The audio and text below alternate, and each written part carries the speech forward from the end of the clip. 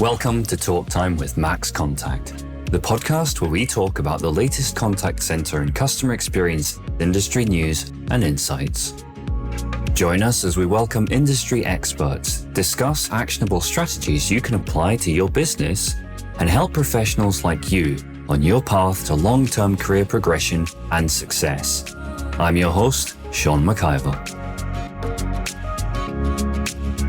Hello and welcome to Talk Time with Max Contact. I'm Sean McIver, your host, and today I'm joined by CX legend Nate Brown. He's a co-founder of CX Accelerator, which is a non-profit organization which provides virtual platforms that connect like-minded customer experience professionals. Among his many accolades in customer experience, Nate's the author of CX Primer, which led him to be awarded CX Influencer of the Year in 2019.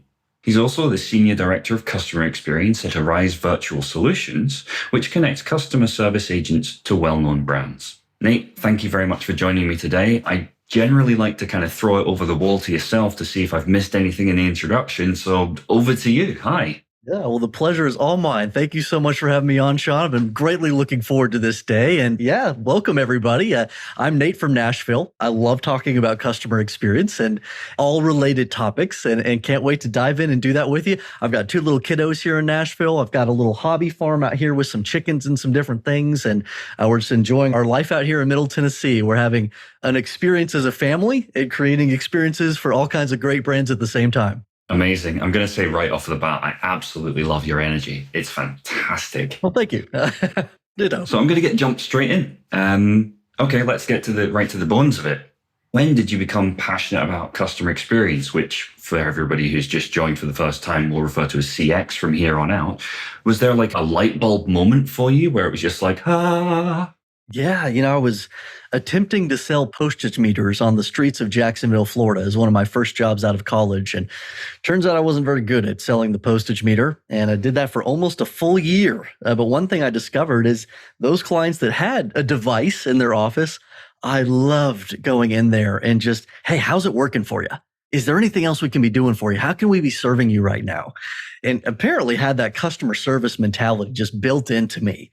So when I was able to escape the postage meter business, I went into software. It was learning management software, and it was safety science too. So it was educating adults on how to be safer in their workplace. And I was supporting that technology. And I mean, just the glorious purpose of this, and also the specific function around customer service, it was almost more than I could bear. I was just so excited to do this work. Like, I get to help people all day on something that actually matters.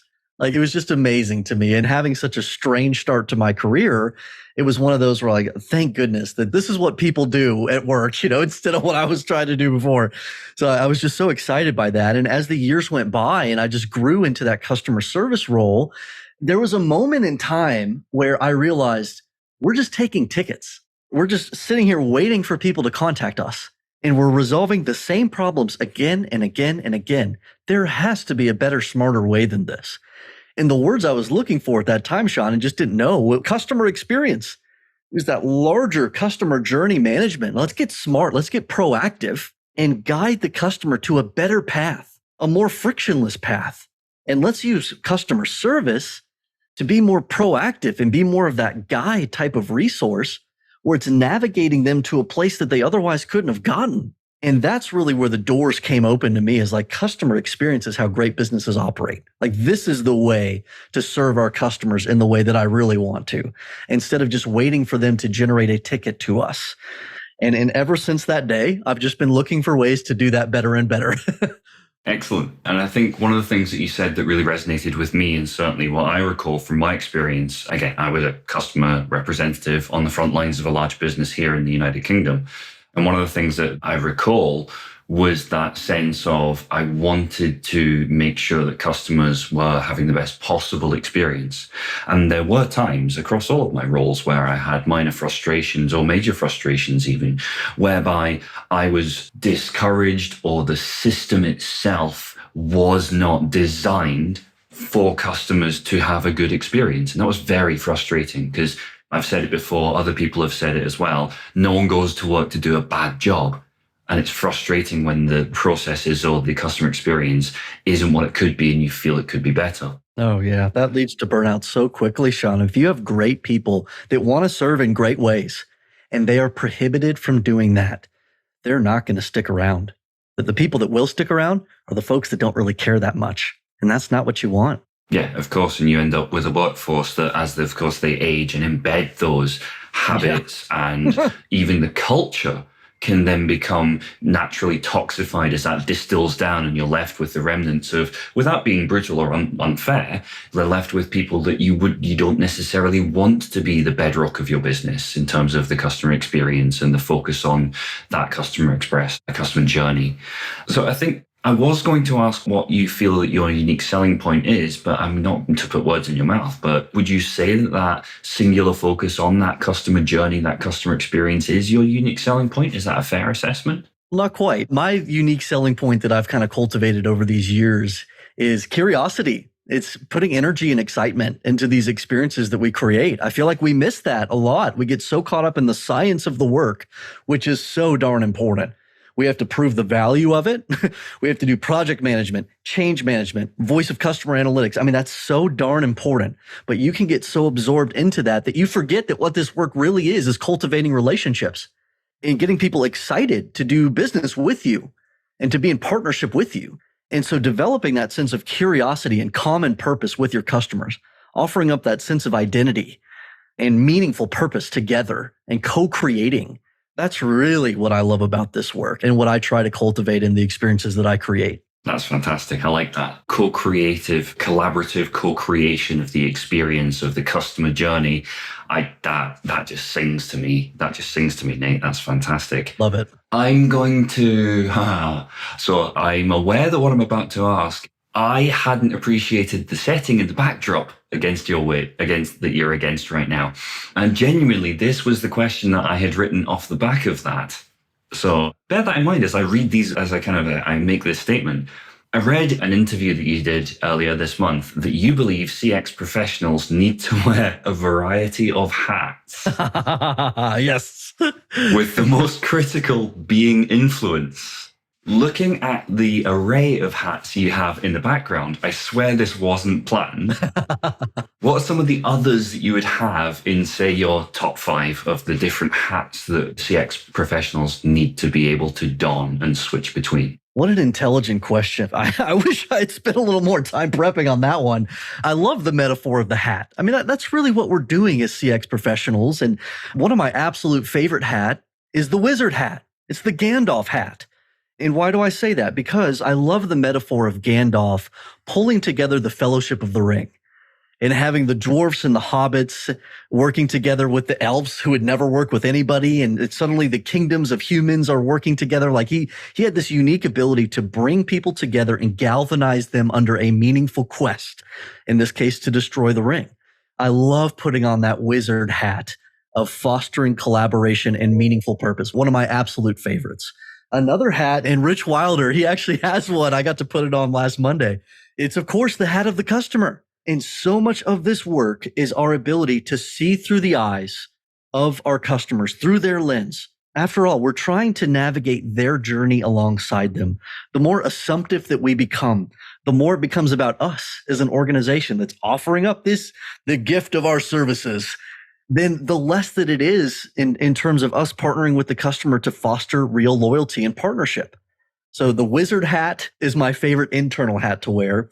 And that customer hat is also the internal hat because you're trying to bring that voice of the customer closer to the happenings of the organization and motivate the employees intrinsically by being closer to that customer's reality and seeing how they impact the lives of that customer positively and negatively.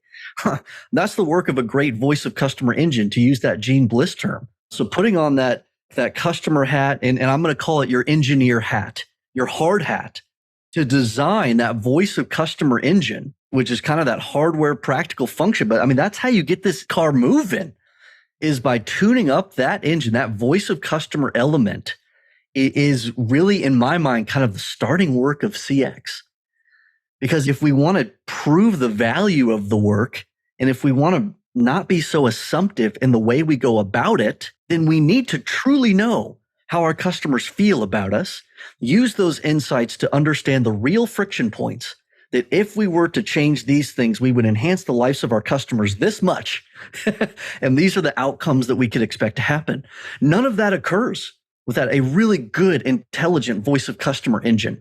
So I'm going to go with those 3 hats, and I apologize they're not 5, but think about your wizard hat, your customer hat, and your hard hat, your construction hat. Brilliant. I love that. And it feeds beautifully. Again, it's almost like we've done a huge amount of prep for this. So I've done a run through, but genuinely we haven't. We did, Sean. But what I really like about that answer is that you've kind of described that with very tangible narrative. You mentioned the Gandalf hat, but then you went on to explain what you mean by that. You talked about the hard hat and fine-tuning the engine, and you talked about the customer hat. And across all of your content, in fact, you use storytelling as the vehicle for describing what it is that you're trying to describe. And I guess, how does that translate across to you as a CX professional? Why is storytelling so important to you as a customer experience professional? Whew, well, I'll tell you who could answer that question much better than me. It's Dennis Ross. I was at CX Forum Atlanta last week, and we had this legendary professional storyteller that graced us at this CX event. And it was one of those people, I mean, he would make eye contact with you and your soul would just tremble with the awareness that he had of you. Like he could just see so many things about you just through that eye contact. It was incredibly powerful. And this gentleman would use words like a scalpel, and just talking about how the less you can talk, and he had a much better way to say this, but the fewer words that you use and the more you earn the right to place those words in the right way at the right time, that's going to make you an effective storyteller. I'm still trying to kind of deal with the implications of this because I'm a chatter. I'm a chatty Cathy. I'm out here just running my mouth all the time, and I'm just trying to, the more the better, right? Quality and quantity, whatever, it's all there. I'm just going to blast you with these CX messages all the time, and email and this and that, a whole variety of channels to communicate. Repetition. That's kind of my traditional knowledge. I'm really kind of thinking about that now again and thinking, no, let's really hyper focus on the quality of the narrative that we're telling in terms of this is the unique way that we serve our customers inside this organization. And here's where we're doing a great job. Here's where we can do even better, period. And really getting that focus, answering those tough questions, bringing that transparency to the organization of here's where we're serving well, here's where we're not. And that just constant reminder, this is what we're doing. This is the impact that we get to make through our unique brand promise. And tying in the stories that we're telling are those of our customer. But really focusing on the quality of it is kind of my conviction from last week. So you'll have to ask me this question again in a couple months, Sean, and I hope to have a better answer for you. No, that's not a problem at all with that answer. I find that answer fascinating. It speaks to me of several things I've read previously in tangential ways, which I find really interesting. I have several friends who are in the author business, shall we say, and I was also watching a section from an interview with someone, and they said that actually meditation is incredibly good for active listening, because meditation is essentially a practice of singular focus. And people who are very good at meditation are very good at active listening, to the point where you're in a coffee shop opposite somebody or whatever the case may be, and someone can drop a cup in a corner over there and you don't notice that because you're so singularly focused on what the other person is saying. And I feel like that in some way, shape or form encapsulates much of what you were saying, maybe in a slightly different lens. But yeah, no, that's fantastic. I really like that. I think the thing that really matters here, Sean, if I were to hypothesize, and I'm not a psychologist, but it just seems so hard for people, especially now, to take a less selfish view of the things that are going on. It's really hard for us to take the focus off of ourselves. And so effective communicators and good storytellers are those that have that unique gift to truly extend their mind, extend their focus, extend their empathy into that of another human being and to be able to tell that story effectively. But that requires us to step outside of ourselves, which is a gift that I think fewer and fewer people are able to cultivate. It certainly can be very difficult. I mean, let's consider the users at the front lines as being our customers, hypothetically. Yeah. And within that context, within the context of a contact center, whatever the role of that particular user might be, the longer that you're in a contact center doing a role, the harder it can be to step out of that role and into the shoes of the customer, or that can be a very, very tricky thing to do. And I guess in parallel to that, one of the things that I'm aware that customers prefer and have an affinity for is organizations and service providers who provide unique customer experiences. Yeah, sure. And so I guess one of the challenges that you could argue is that how do organizations design and deliver unique experiences, and I suppose ensure that their frontline users can continue to provide those over time? Yeah, I mean, it's so important, this idea of personalization, and it doesn't have to be tremendous. Like, I love the term micro personalization. And I mean, Sean, if you're interacting with a customer service professional, which I love to call them knowledge curators, and maybe we'll get into that a little later, I really feel like that's a better reflection of the work that they're doing. But I mean, you generally know within those first 10 seconds, if this person has the desire and or the capability to actually help you. So, I mean, that desire is that first element. Like, you can tell when somebody is burned out. You can tell if they don't give a rip. Like, they're just trying to get through their day. They just want you to go away. And they've had to deal with this problem 2,000 times in the past 3 weeks. So yeah, personalizing that experience is going to be very difficult. But if you can maintain that desire in the sense of that curiosity and that excitement of our ability to have this interaction, hey, this one wasn't automated. And that's the value of automating all that super repetitious stuff, right? I mean, we shouldn't be burning our people out with that. If you have a true opportunity to interface with your customers in a human-to-human interaction, then gosh darn it, knock that out of the park. Do a great job with that and have people that still have that energy and excitement to make that type of interaction happen. Then you get into the capabilities realm.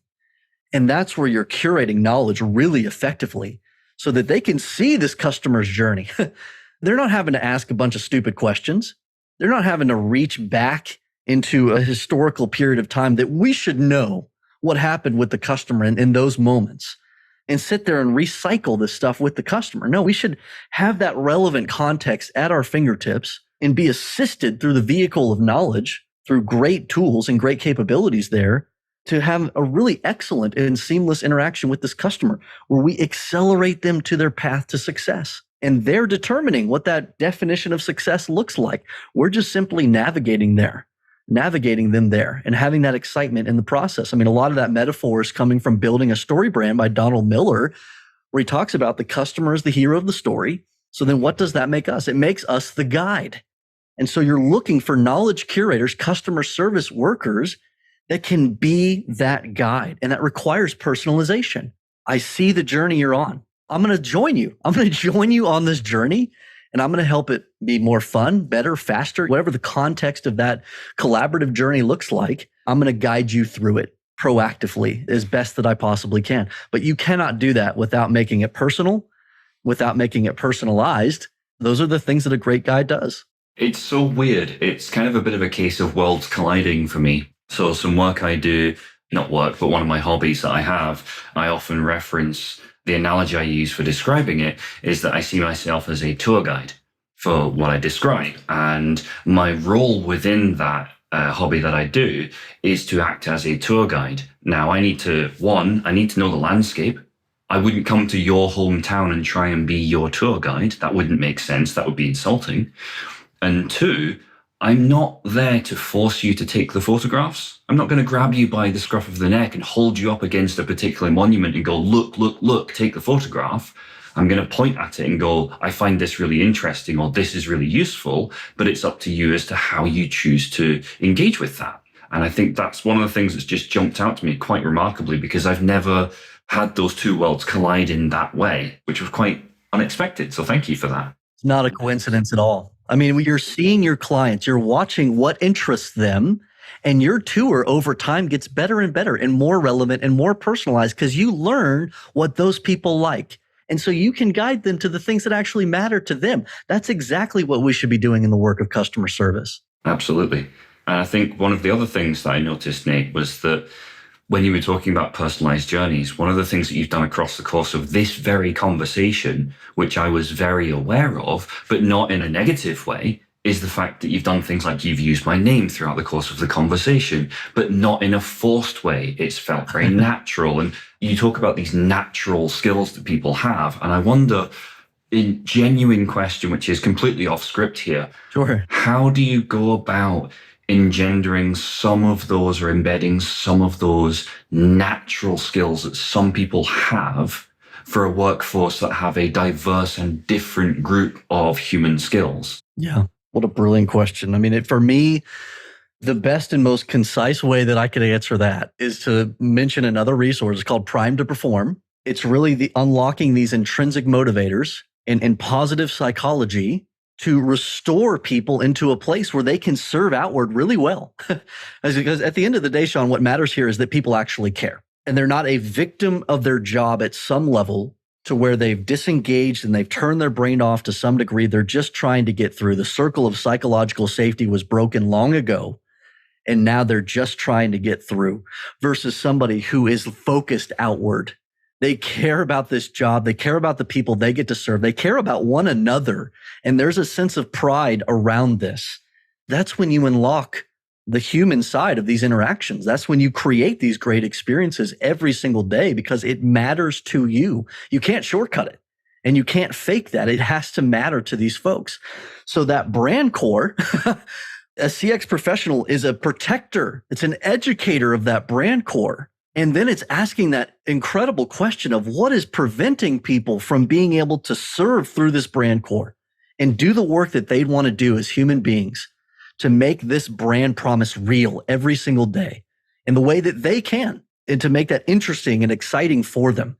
So, I mean, those three main motivators: play, a sense of curiosity and excitement about the work, and then purpose and potential, which we might remember from Daniel Pink's Drive quite a while ago, but it's still highly relevant. We want that autonomy capability. We want to become the person that we want to become through meaningful work that we're doing.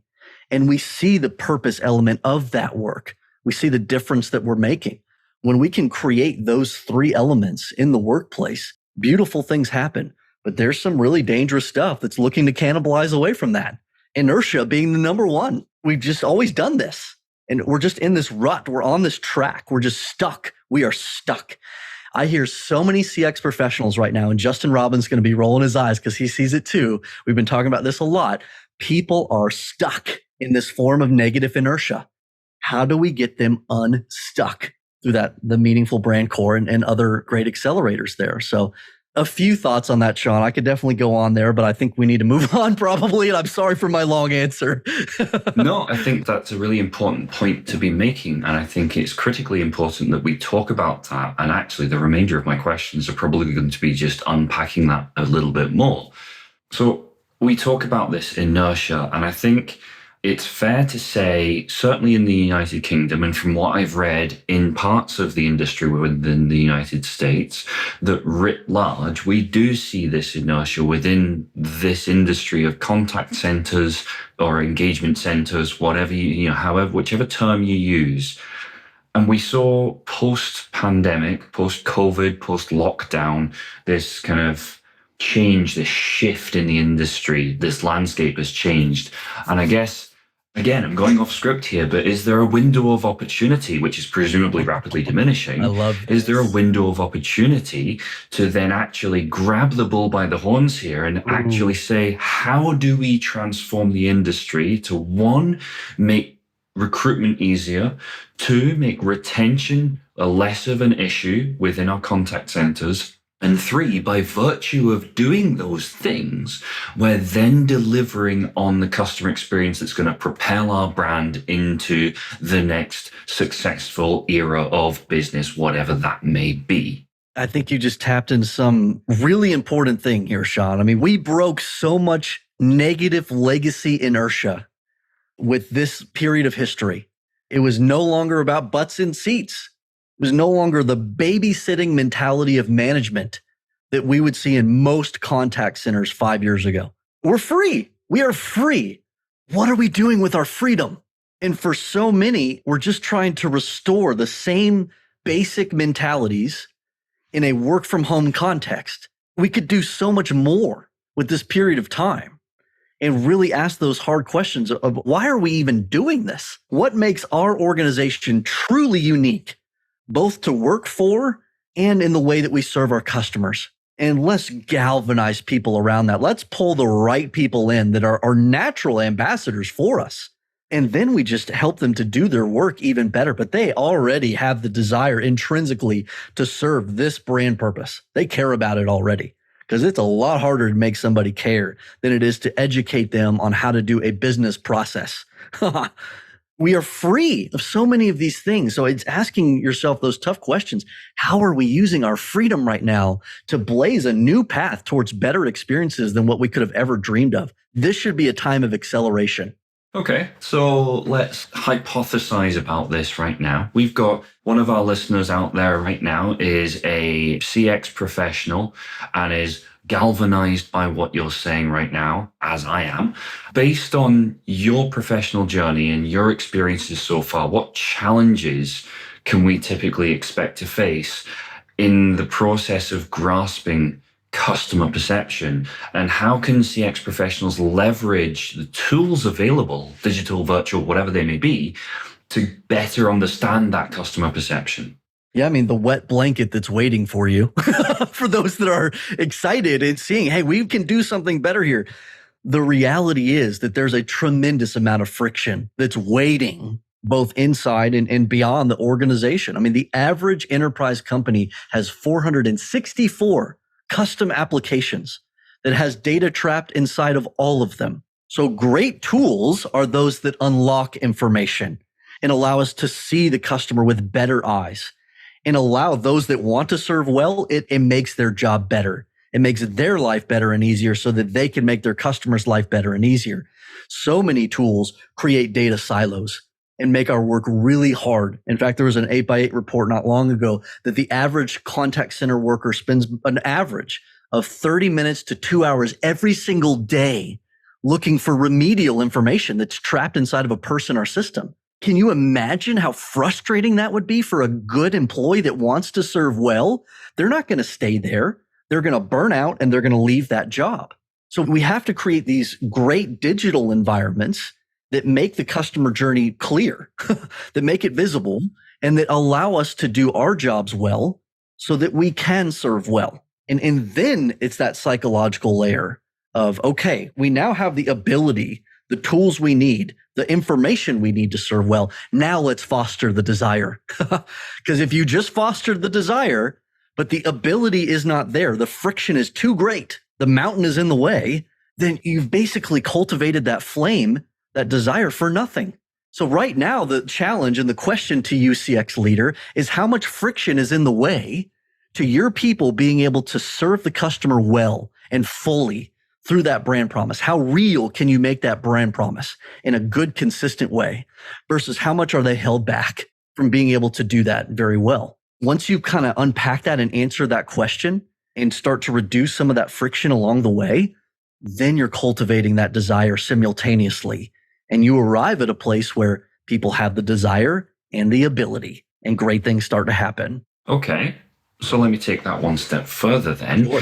Can you do those two things in parallel, or do you need to do them, in your opinion, sequentially? Or is there an other option that I haven't thought of? For example, identifying the bottleneck and tackle the bottlenecks one at a time from the narrowest to the widest. Like, what would your approach be? I mean, I think there's a voice of employee element here where you're kind of starting in a combined sense. Let's understand how much the friction is here presently today. And let's understand how great the desire is. In a really good pulse survey mechanism like an Office Vibe or something like that, you'll get great clarity on both of those areas. Then you can kind of know, all right, we need to focus our attention here. We got people that want to do a great job and they do not have the ability to do a great job because of the ecosystem that they're in today. There is too much darn friction. We need to focus our efforts there. Or maybe you've got a great ecosystem set up and at some point the brand promise was compromised and people became distracted and the circle of psychological safety was broken and they reverted into a self-preservation mentality and they can't overflow into outward great customer experiences. We need to focus on leadership equipping. We need to focus on culture transformation. So you can see two very divergent paths there. Now, do they overlap? Are they both incredibly important? Yes, they are. But you do need to kind of understand, where are we at today? A friction-filled process ecosystem or a broken culture? And to what degree is either of those present? And hopefully they're not, either one is too present. And maybe it's just a tune-up in one of those two areas that's going to put you back on track in terms of that accelerating the customer experiences that you're able to generate. But you need to know, you need to be honest with yourself, and it requires that voice of employee starting line. Talking about businesses writ large, and I'm conscious of time, so I'll need to think about wrapping up shortly. Talking about customers writ large, clients writ large, are we talking, and you mentioned that you had the systems and you had the ability. Is there a lean one way or the other that you've seen as an industry trend? I'm generally a very positive person, so I hate to say this, but I feel like as I work with friends, and I'm not, this is not about my client. I have very mature, accelerated clients that I work with from a consulting perspective. This is not me answering the question in that context, but through doing CX Accelerator and through seeing really good, honest CX leaders who are stuck in all these different ways, the answer is absolutely both. I don't see a significant lean either way. I feel like generally speaking, tool sets are broken. And that's a direct quote from Justin Robbins, who sees way more than I do. Tool sets are generally broken and it's time to fix them. And then we have on the other end of the coin, cultures are generally lost. They've generally become distracted in terms of really that capability to unlock the brand core and intrinsically motivate. At some point, leaders have lost that focus. There's so many things that have happened over these past 3-4 years. I mean, my goodness, I'm not picking on them at all because it is so hard to maintain the focus on that cultural transformation. And if we look at statistics from Harvard Business Review, between 80 and 90% of culture transformations fail to stick meaningfully inside the business. So it's an uphill paddle. But what that causes so many leaders to do is to give up. And you cannot. You cannot. It just requires a lot of time and intentionality and focus and that intelligence of being able to really know what the ideal culture can, should, would be. And then that patience and intentionality over time to guide people to it through your own example. And then through earning allies and earning catalysts for that culture transformation. But my goodness, that just takes a lot of time. And most organizations do not have the patience for culture transformation. So what does that mean? It means they don't have the patience for great customer experience. Because to use the words of Annette Franz, CX change is culture change. And I believe that to my core. If you want to truly improve customer experience, what you're doing is improving the way that your business thinks about its customers and then ultimately behaves towards its customers and fosters these great experiences for them in a consistent, meaningful way. You cannot separate CX from culture change. So it's really hard, but if you truly want to do CX better, that's the path that we walk down.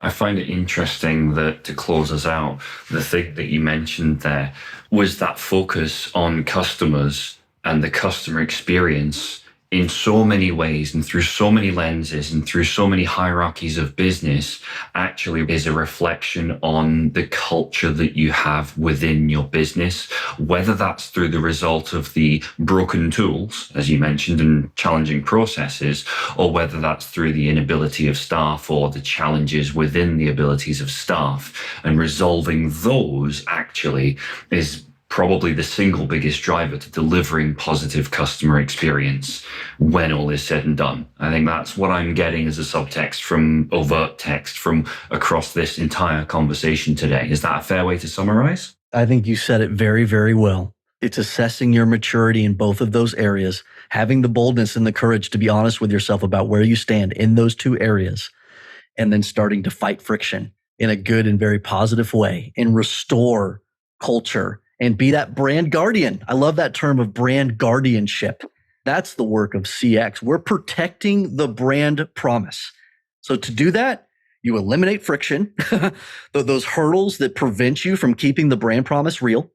And then you cultivate that culture and desire to where people are seeking the fulfillment of that. They're excited by it. They're energized by it. You do those two things, you're a good CX leader. Amazing.